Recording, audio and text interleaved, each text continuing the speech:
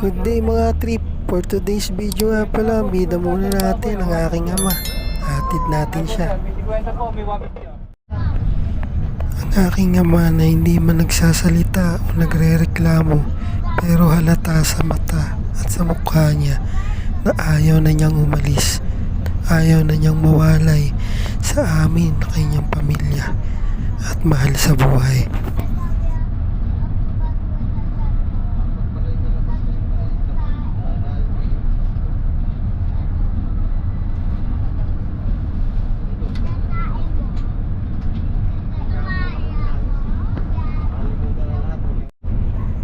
At sa haba nga ng biyahe ay nakatulog na siya.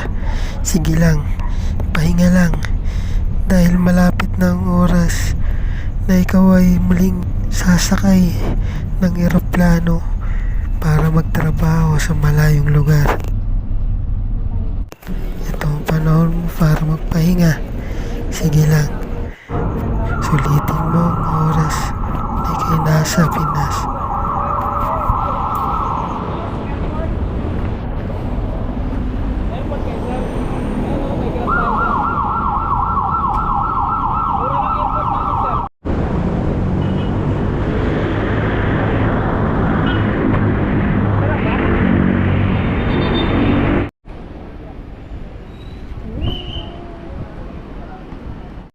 Sa buhay, lahat ng bagay may dahilan kung bakit na tayo patuloy pa rin bumabangon.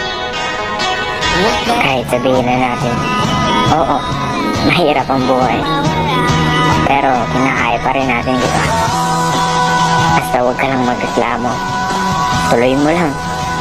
Ituloy mo lang ng ituloy. Hindi mo na mamalayan. Nalagpasan mo na pala. Kung napapagod ka, pahinga ka lang. Tapos gawin mo ulit. Harapin mo ulit ng mag-isa. Kasi natutunan ko, hindi lahat ng oras andyan sila para sa'yo. Kailangan mo matutunan kung paano harapin yun mag-isa. Ano? Mahirap ba? Kaya mo yan.